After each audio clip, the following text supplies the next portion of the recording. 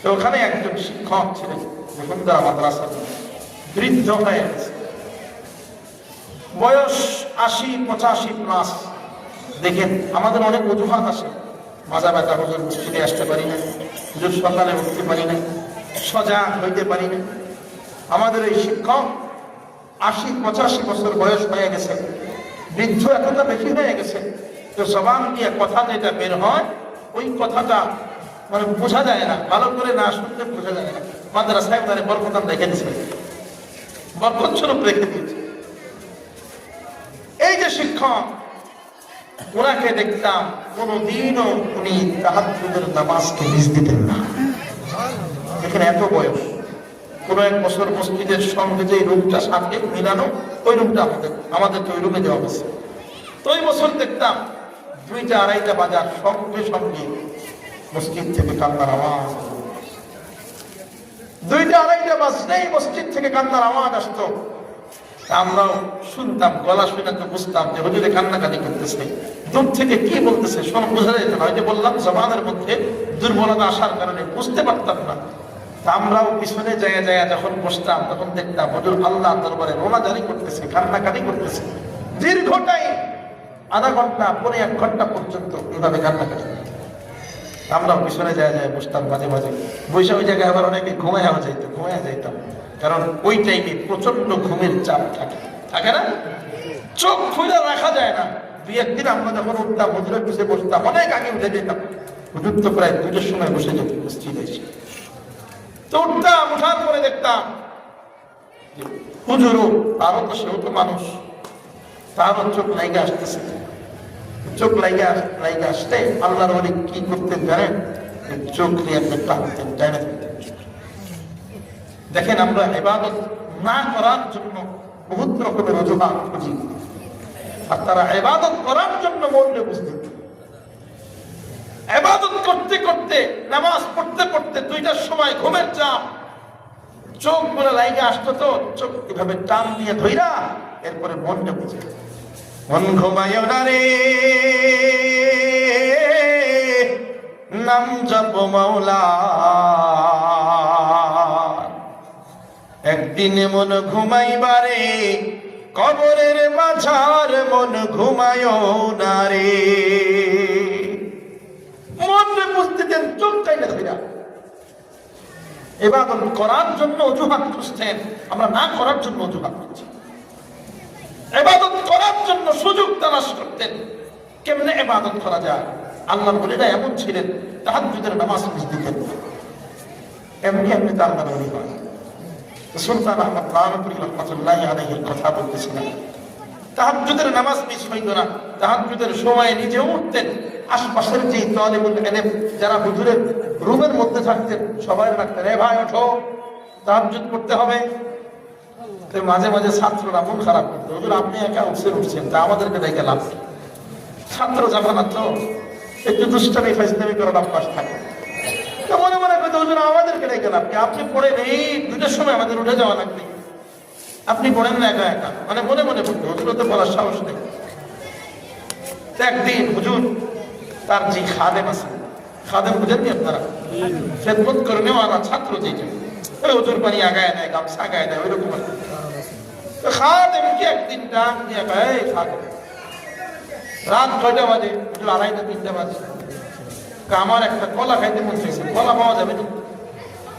এখন ছাত্র এই রাত্রিবেলায় কলা আমি কোথায় খাবো? হুজুর কয় যাও বাজারের দিকে যাও। কোথায় যাবে? নাটুর মাদ্রাসা যারা গেছেন তারা হয়তো জানবেন, এখন একটু উন্নত হয়েছে, আগের যাওয়ারা এমন ছিল, গ্রাম একদম সম্পূর্ণ গ্রাম, বিখ্যাত না। তো এই গ্রামের মধ্যে রাতের 3টের সময় কোনো দোকান খোলা থাকবে বাজারে? বলেন। ছাত্র থেকে শোনা, ছাত্ররা আমি যখন বেরোইছি হুজুরের কথা শুনি না, যাই দেখি বাজারের দিকে, যাই আর মনে মনে চিন্তা করি, কিরে মাথা কাটটা খারাপ হলো, আমারটা না হলো। এই রাত্রে 3টের সময় যে দোকানে যাইতেছি, নিশ্চিত তো পাওয়া যাবে না, সবাই জানে যে কথাই বলে না, দোকান হইতে বাজারে গেলে তো কোনো ভূত খুঁজে পাই যাবে রাত্রে 3টের সময় অবস্থা থেকে। তারপরে হুজুর যেহেতু বলছে আপনার কথা যাইতেছে, আগায় পুরা বাজার খুঁজে দেখে না, কোনো দোকানপাট কিছুই খোলা নাই। শেষ মুহূর্তে হঠাৎ করে তার চোখে পড়লো একটা দোকানের ঝাড় একটু ফাঁক করা আছে, মানে পুরোপুরি লাগাই নাই, ভিতরে আবার হলুদ বাতি জ্বলে। তো দৌড়ায় গেছে, যায় দেখে না দোকান খোলা আছে, শাটার ভিতরে আপনার ছাপ ভিতর থেকে লাগাই দেয়। তো টিনের তো ওইটা থাকে, তো টিনের বাড়ি দিচ্ছে মাত্র দোকানদার বেরোছে, কে কি চাই? খাদের ডাক দিয়ে, ভাই কলা আছে?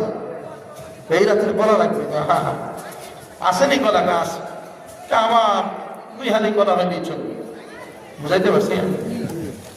এখন দোকানদার কলা বের করছে, বুঝেন? এটা শুনেন ভালো করে, এটা শুধু গল্প না, এর থেকে একটা বিশাল শিক্ষা আছে। কলা বের করছে, বের করার পরে দেখি কলাটা শুকায় গেছে। ওই যে ইয়ে কলা আছে না, যেটা রসকস নাই, রসকসহীন কলা, উপরের চামড়াটাও কালো হয়ে গেছে। এখন ছাত্র ডাকতে পারবে, এটা কোনো কলা হয়? দেখতে ভালো কলা নেই, আচ্ছা ঠিক আছে এটাই দাও। দাম কত? এখন দোকানদার এমন একটা দাম বলছে, দাম শুনে মাথা খারাপ হয়ে গেছে। দাম চাইছে স্বাভাবিকের তুলনায় 2 গুণ বেশি। স্বাভাবিক দাম যদি হয় 5 টাকা, ওটার দাম 15 টাকা। এখন তো দাম শুনে আমার চিল্লান দিয়ে করেন বুঝি, এই কলা দেখতে সুন্দর না, কালো হয়ে গেছে, শুকায় গেছে, রসকস নাই, এর দাম বুঝিয়া তো। দোকানদারটা ভাই ঘুমাতে লাগছো, মাথাটা খারাপ আছে, উল্টা পাল্টা কলা ধরে কোনো লাভ নাই। তোমার নিতে মনে চাইলে এই দামে এই কলা নিতে হবে, আর যদি নিতে মনে না চায় তাহলে অন্য দোকানে যাবে। এখন বলো, অন্য কোনো দোকান খোলা আছে? কেউ ডাইকে উঠাইতে পারবে? এখন ওই ছাত্র নয়, সুযোগ তো পাইছো, বসায় দিলা। হ্যাঁ সুযোগ পাইছো তো ঠকায় দিলা, যাও ঠকাইবে। যখন কম করে ঠকাও, তো 2 হালি চাইছিলাম, যে 2 হালি নেবো না, মাত্র 2টা কলা দাও। এখন ওইটা কলা 2টা নিয়ে আসছিল, হুজুর আজকে কোনো মতে খান, কালকে সকালে বেটা কলা গাছ শুদ্ধ নিয়ে আসবো। এমন একটা ভাব, ভাব করে 2টা দাও, বাকি হিসাব কিতাব সব কালকে। কালকে কলা কোন জায়গায় আছে সব নিয়ে আসবো, 2টা দেবো। 2টা কলা নিয়ে হুজুরের কাছে আসছে, তার কাছে আসছে। আসার পরে হুজুর এই যে কলা, হুজুরের কই পাই না, হুজুরের একটা দোকান খোলা ছিল, দোকানদারের ঘুমাইছিল, দোকানদার একটু ফাঁক করে, তো ওখান থেকে দোকানদারকে ডাইকা এরপরে উঠাইয়া এক কলা আছে। সুলতান আহমদ নানবী রহমতুল্লাহ আলাইহি দেখতেছে কলা দেখতে সুন্দর না, ভাই এই কলা দেখে তো মানে হুজুর এছাড়া তো আর নাই, আপনি খাইতে চাইলেন, আপনার মন চাইছে কবিতাতে খাইতে, এই কলা দিয়ে আনছো ভাই, দাম কত নিল? আপনি রোজ দিলেন তো মনটা খারাপ হলো, দাম জিগাইতেন না, তাতে মনটা ভালো থাকতো। দাম জিগাইছেন, আমার এতটুকু বলো, বেশি নিছে না কম নিছে? ওটার দাম তো শুধু বেশি নেই, নাই 2 গুণ বেশি। কেন বেশি নিল? ওদের এটা আপনার আমি কি কি বোঝাবো? আর নতুন করি সব দোকান বন্ধ, একটা খোলা, ভাগ্য ভালো যে 5 টাকা বেশি দেয়। আমার ভাগ্য ভালো যে 5 গুণ দাম বাড়ায় দেন, ও টের পাইছে যে আমার খোলা লাগবে, এই কারণে দাম বাড়াচ্ছে। এইগুলো এই কলার দাম 2 গুণ বেড়ে গেল। এখন ডাকতে পারে, ভাই শুনো, গভীর রাত, সব দোকান বন্ধ, একটা দোকান খোলা, এই কারণে এই অসুন্দর কলার দামটাও যদি 2 গুণ বেড়ে যায়, গভীর রাত সবাই যখন ঘুমায় থাকে, তখন যদি তুমি আল্লাহর ইবাদতে মশগুল হয়ে যাও, তখন যদি তুমি 2 রাকাত নামাজে দাঁড়ায় যাও, তোমার নামাজের দামও আল্লাহর দরবারে 1000 গুণে বৃদ্ধি হয়ে যায়। জোরে বলেন না সুবহানাল্লাহ। আল্লাহর ওলিরা এই ধরনের ঘটনা থেকে শিক্ষা দিয়ে গেছেন। হয়তোবা তোমার নামাজটা কলার মতো সুন্দর না, রুকু দাও সুন্নত অনুযায়ী রুকু হয় না, সিজদা দাও সুন্নাহ মোতাবেক সিজদা হয় না, কলার মতো তোমার নামাজও সুন্দর, কিন্তু গভীর রাতে সব দোকান বন্ধ থাকার কারণে একটা দোকান খোলা, ওই নষ্ট কলার দামটাও তখন 2 গুণ বেড়ে যায়, অসুন্দর কলার দামটাও 2 গুণ বেড়ে যায়। গভীর রাত তুমি যদি আল্লাহর ইবাদতে মশগুল হয়ে যাও, নামাজে দাঁড়ায় যাও, তোমার এই অসুন্দর নামাজের দামটাও আল্লাহর দরবারে 1000 গুণে বৃদ্ধি হয়ে যায়। জোরে বলেন না সুবহানাল্লাহ। আমার তো মনে হয় তাহাজ্জুদের গুরুত্ব বোঝানোর ক্ষেত্রে এর চাইতে সুন্দর উদাহরণ হতে পারে। এই জন্য দুনিয়ার যত সমস্যার সমাধান এই তাহাজ্জুদের নামাজের মধ্যে আছে। বুঝাইতে পারছি আমি? আল্লাহ পাক রব্বুল আলামিন বলেছেন নামাজের মাধ্যমে 2টা কল্যাণ হয়। কয়টা? আবার বলেন কয়টা? 1 নম্বর হলো কার সাহায্য পাওয়া যায়? আবার বলেন কার সাহায্য পাওয়া যায়? আল্লাহর সাহায্য পাওয়া যায়।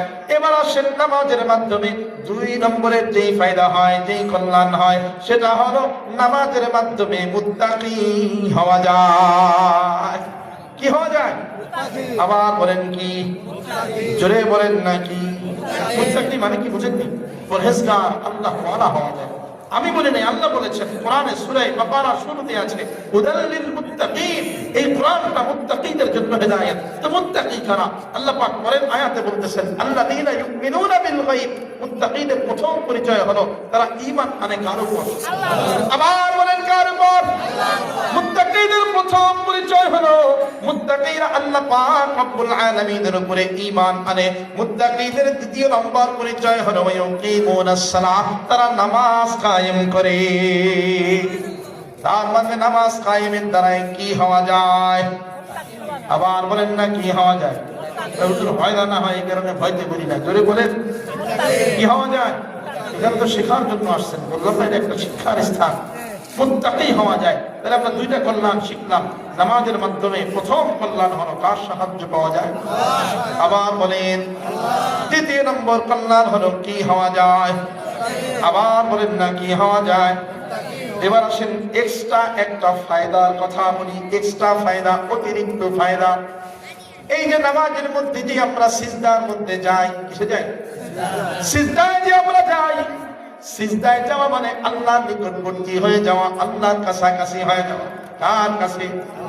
আমি বলি নাই আল্লাহ পাক রব্বুল আলামিন সূরা আলাকের 19 নম্বর আয়াতের মধ্যে বলেছেন সিজদার আয়াত পড়া যাবে না, শুধু তরজমা শুনেন। আল্লাহ পাক রব্বুল আলামিন বলেন বান্দারে সিজদা দাও আর আল্লাহর কাছাকাছি হয়ে যাও। সিজদা দিলে কার কাছাকাছি যাওয়া যায়? আবার নবীজি মুহাম্মদুর রাসূলুল্লাহ সাল্লাল্লাহু আলাইহি ওয়াসাল্লাম হাদিসের ভাষায় একই কথা জানায় দেন। নবীজি বলেন আকরাবু মা ইয়াকুনুল আবদু মিন রাব্বিহি ওয়া হুয়া সাজিদুন। বান্দা তখনই আল্লাহর নিকটবর্তী হয়ে যায়, বান্দা তখনই আল্লাহর কাছাকাছি চলে যায় যখনই বান্দা সিজদার অবস্থায় থাকে। কোন অবস্থায়? নবীজি হাদিসের পরবর্তী অংশের মধ্যে জানায় দেন, নবীজি বলেন ফাকফিরুদ দুআ। তোমরা যখনই সিজদার হালতে থাকো তখন তো আল্লাহর নিকটবর্তী হয়ে যাও। এই জন্য যখনই তোমরা সিজদা দিবা তখনই তোমরা বেশি বেশি দোয়া করতে থাকো। আমরা সিজদায় যাই একটা দোয়া করি। দোয়াটা কি জানেন নি আপনারা? কোনটা পড়া হয় সিজদায় গিয়া? সুবহানা রাব্বিয়াল আলা। আবার বলেন সুবহানা রাব্বিয়াল আলা, সুবহানা রাব্বিয়াল আলা। আমি আমার মহান রবের পবিত্রতা ঘোষণা করতেছি। তার মানে সিজদায় গিয়া সুবহানা রাব্বিয়াল আলা বললাম মানে আমি বুঝাইলাম আয় রব আপনার চাইতে পবিত্র আর কেউ নাই, আপনি সব চাইতে পবিত্র। আপনার পবিত্রতা আমি ঘোষণা করতেছি। কাকে বোঝানো হয়? আবার বলেন না কাকে? উলামায়ে কেরাম বলেন এই পবিত্রতা যে আপনি ঘোষণা করতেছেন সিজদায় যায়া, এই পবিত্রতার ঘোষণা যদি অন্তর থেকে হয়, মুহাব্বতের সাথে হয়, অন্তর থেকে যদি এই পবিত্রতা আল্লাহর দরবার পর্যন্ত পৌঁছায়া যায়, অন্তর থেকে ঘোষিত পবিত্রতা যদি আল্লাহ পর্যন্ত পৌঁছায়া যায়, তাহলে এই সিজদার দ্বারাই অনেক পরিমাণ লাভ আছে। অনেক লাভ। কেমন লাভ? আমি একটা উদাহরণ দিয়ে শেষ করে দিই, অনেক রাত হয়ে গেছে, আপনাদেরও কষ্ট হয়ে গেছে। খেয়াল করেন, একটা উদাহরণ দিই। কারি তৈয়ব সাহেব রহমতুল্লাহি আলাইহি তার কিতাবের মধ্যে একটা ঘটনা এনেছেন এই ব্যাপার, পবিত্রতা ঘোষণার ব্যাপারে। তিনি লিখতেছেন ইউসুফ আলাইহিস সালামের জামানা। কার জামানা? ইউসুফ আলাইহিস সালামের নাম শুনছেন নি আপনারা? যেমনি আস্তে আস্তে বলেন তো মনে হয় শুনেন নাই। শুনছেন নি আপনারা? বলেন ইউসুফ আলাইহিস সালাম ছিলেন তৎকালীন সময়ের খাদ্যমন্ত্রী মিশরে। ইউসুফ আলাইহিস সালামের জামানায় আপনারা কম বেশি জানেন, সূরা ইউসুফের মধ্যে বিস্তারিত আলোচনা আছে। তার জামানায় তিনি যখন খাদ্যমন্ত্রী, তখন প্রথম 7 বছর পর্যন্ত প্রচুর পরিমাণের ফসলের ফলন হয়েছে, বরকত ছিল। পরবর্তী 7 বছর ছিল দুর্ভিক্ষ। এরূপ শুনছেন তো? ইউসুফ আলাইহিস সালাম একটা পদ্ধতি আবিষ্কার করলেন। প্রথম 7 বছর যেই বেশি বেশি ফসল হবে ওগুলোকে পুরা ওদের মধ্যে রেখে দেবে। পরের 7 বছর যখন দুর্ভিক্ষ লাগবে তখন ওই ফসলগুলোকে মানুষের মধ্যে বিলি করে দেবে। বুঝাইতে পারছি আমি? এখন এইভাবে প্রথম 7 বছর যেই পরিমাণ ফসল হয়েছে সব যতটুকু দরকার ততটুকু রাইখা বাকিগুলো পুরা ওদের মধ্যে রাখছে। পরবর্তী 7 বছর যখন আসছে, দুর্ভিক্ষের 7 বছর, সবার মাঝে বিলাইতে শুরু করছে। এখন ইউসুফ আলাইহিস সালাম আরো একটা পদ্ধতি আবিষ্কার করলেন। বিধানের সময় যদি কেউ একবার পায়, কেউ 10 বার পায়, তাহলে তো মুসিবত, ইনসাফ হবে না। ইনসাফ করার জন্য তিনি করলেন কি, সবাই একটা কার্ড বানায় দিলেন। কি বানায় দিছে? কার্ড বানায় দিছে। ওই যে এখন বর্তমানে মুক্তিযোদ্ধা কার্ড, এরপরে আপনার ওই বয়স্ক ভাতার কার্ড আসে না, এগুলা এরকম কার্ড বানায় দিছে, যে যেই ব্যক্তি এই কার্ড নিয়ে খাবার নেওয়ার জন্য আসবে, প্রত্যেক 6 মাসে তাকে একবার খাবার দেওয়া হবে। কয়বার? একবার। 6 মাসে একবার খাবার দেওয়া হবে। একসাথে 6 মাসের খাবার দিয়ে দেওয়া হবে। 6 মাসের চাল, 6 মাসের ডাল, 6 মাসের আটা, 6 মাসের লবণ, তেল, যেগুলো নষ্ট হয় না, এগুলো একসাথে 6 মাসের দেওয়া। কথাটা বুঝতেছেন? ভালো করে বুঝেন, সুন্দর একটা উদাহরণ। তো সবাই আসে, ওই কার্ড নিয়ে আসে, একসাথে 6 মাসের খাবার দিয়ে দেয়। শর্ত হলো এই 6 মাসে একবার আসা যাবে, 2 বার আসা যাবে না। বুঝাইতে পারছি? সবাই নিচ্ছে, শৃঙ্খলাবদ্ধ ভাবে নিচ্ছে। হঠাৎ করে এক আল্লাহর বান্দা ভরা খেয়ে গেল, ওই কার্ড নিয়ে 2 বার খাবার নিচ্ছে। কয়বার? বরাদ্দ ছিল কয়বার? নিচে কয়বার? এরকম লোক আছে না? আছে তো। বরাদ্দ থাকে একবার, নেয় কয়বার? মাহফিলের প্যান্ডেলে খিচুড়ি দিলে যেটা শুরু হয়, খিচুড়ি বরাদ্দ 1 প্যাকেট, নেয় কয় প্যাকেট? 2 প্যাকেট না, 4 প্যাকেটও নেই। আছে না? এই পদ্মার ফাঁক দিয়ে বাইরে যে আবার ঘুরে আসে, ভাই আমি পাইনি, আমার দেয়। তো আল্লাহর বান্দার যুবকের অবস্থা এরকম আর কি। ও একটা কার্ড নিয়ে 2 বার নিছে। কয়বার? এখন সবাই জনগণ তারা ধরে ফেলছে, এই মিয়া আমরা একবার খাবার পাই না, তুমি 2 বার খাবার নেওয়ার জন্য আসছো, বুঝলাম না কাহিনী, কেন তুমি 2 বার খাবার দিলে? আল্লাহর বান্দা কয়, সাবধান, আমারে কিছু বইল না, আমার গায়েও হাত দিবা না। সবাই কয় না তোমার গণধোলাই দিতে হবে, কয় না আমার গায়ে হাত দিবা না। কেন? তুমি এমন কে? আমি কে? আমি খাদ্যমন্ত্রীর নিজস্ব লোক। এখন যারা মারতে গেছিল এরা দূরে সরে গেছে। দূরে সরে যাওয়ার পরে আইন শৃঙ্খলা বাহিনী কয় খাদ্যমন্ত্রীর লোক আবার থেকে আসলো। এতদিন পর্যন্ত তো কোনো লোক দেখলাম না। ওই যে কুয়ার মধ্যে থেকে উঠায় নিয়ে বণিকের দল তারা মিশরের তাসের বাজারে বিক্রি করেছে। ওই জায়গা থেকে আজিজে মিশর তারা কিনে নিয়ে গেছে, কিন্তু দাস হিসাবে। সেখান থেকে জুলাইখার সঙ্গে ঝামেলার পরে আমার জেলখানা, এগুলো আমি সংক্ষেপে বলতেছি আর কি, আপনাদেরকে স্মরণ করে দিচ্ছি। জেলখানার থেকে আল্লাহ পাক রব্বুল আলামিন এতটা মর্যাদা দিয়েছেন, যাকে রাষ্ট্রের খাদ্যমন্ত্রী বানিয়েছে। এতদিন পর্যন্ত কাউরে দেখলাম না, তার লোক বলে কাউরে আমরা দেখলাম না, এখনো বার করছে দেশ। তারপরে ওই লোক ডাক দিয়ে বলে, যুবক ডাক দিয়ে বলে, আমার তার দরবারে নিয়ে যাও, দেখবা সে আমারে চিনবে। এখন নিয়ে গেছে তার দরবার। ইউসুফ আলাইহিস সালাম তাকায় দেখেন না, এই লোককে চিনা যায় না। আইন শৃঙ্খলা বাহিনী বলে ধান্দাবাজি করতে এসে ধরা খাইছে, এখন আপনার নাম বিক্রি করতেছে, দেখেন তো তারা চিনেন কিনা। ইউসুফ আলাইহিস সালাম বলে, তারে আমি চিনি না। জিজ্ঞাসা করে, ও ভাই তোমার নাম বলো, নাম বললে দেখি তোমাকে চিনতে পারি কিনা। ওই লোক নাম বলে, ইউসুফ আলাইহিস সালাম বলে, এই নামে আমি কাউকে চিনি না। এখন ওই যুবক ডাক দিয়ে লাগিয়া, চিনবেন কেমনি, আপনি তো এখন মন্ত্রী হয়ে গেছে, আমি তো গরিব মানুষ, আমার কেমনে চিনবে? তবে পরিচয় দিলে আমার ঠিকই চিনবে। ইউসুফ আলাইহিস সালাম বলে, হ্যাঁ এমন পরিচয় দাও যেই পরিচয় আমি তোমাকে চিনতে পারি। এইরকম পরিচয় যদি দিতে হয়, অতীতের কথা স্মরণ করতে হবে। আপনার অতীতের কথা মনে আছে? ইউসুফ আলাইহিস সালাম বলে, হ্যাঁ আমার অতীত জীবনের সব কথা মনে আছে। কি কথা বলো? ও যে জুলাইখার সঙ্গে যে ঝামেলা ছিল মনে আছে আপনার? আল্লাহ নবী ইউসুফ আলাইহিস সালাম বলে, হ্যাঁ মনে আছে। আমি আমার মনে করাই দিই, শুনে। ওই যুবক ডাক দিয়ে বলে, ও আল্লাহ নবী ইউসুফ, জুলাইখা আপনাকে অন্তর মহলে দেখেছি, মনে আছে? খেয়াল করেন, যুবক ডাক দিয়ে বলে, আল্লাহ নবী ইউসুফ, জুলাইখা আপনাকে অন্তর মহলে ডাইকা পাঠাইল। আপনি অন্তর মহলে গেলেন তো জুলাইখা বাইরের সবগুলো দরজা বন্ধ করে দিল। এরপরে আপনাকে বললো, আমার সঙ্গে খারাপ কাজ করো, যদি আমার সঙ্গে খারাপ কাজ না করো তাহলে তোমাকে ফাঁসাইয়া দেওয়া হবে। আপনি তখন জুলাইখাকে ডাক দিয়ে বললেন, না না, আমার রব আমার দিকে তাকিয়ে আছেন। আমার রব কখনো ঘুমায় যান না, তার কোনো ঘুমের চিমটি আসে না, সদা সর্বদা কুদরতি চোখ দিয়ে বান্দার দিকে তাকায় থাকে। কোন বান্দা কখন ইবাদত করে দেখেন কে? কোন বান্দা কখন গুনাহ করে কে দেখেন? ইউসুফ আলাইহিস সালাম বলে, আমার রব আমার দিকে তাকিয়ে আছেন, রবের সামনে আমি গুনাহ করতে পারবো না, রবের সামনে আমি অকাজ খারাপ কাজ করতে পারবো না। কিন্তু জুলাইখা বারবার যখন ইউসুফ আলাইহিস সালাম আপনাকে বাধ্য করতেছিল, তখন আপনি আল্লাহর কুদরতের উপরে ভরসা কইরা জুলাইখার হাত থেকে বাঁচার জন্য দৌড় দিলেন বন্ধ দরওয়াজার দিকে। আর আল্লাহ পাক রব্বুল আলামিন কুদরত নিয়া ওই যতগুলো বন্ধ দরওয়াজা ছিল সবগুলোকে খুলে দিলেন। আপনি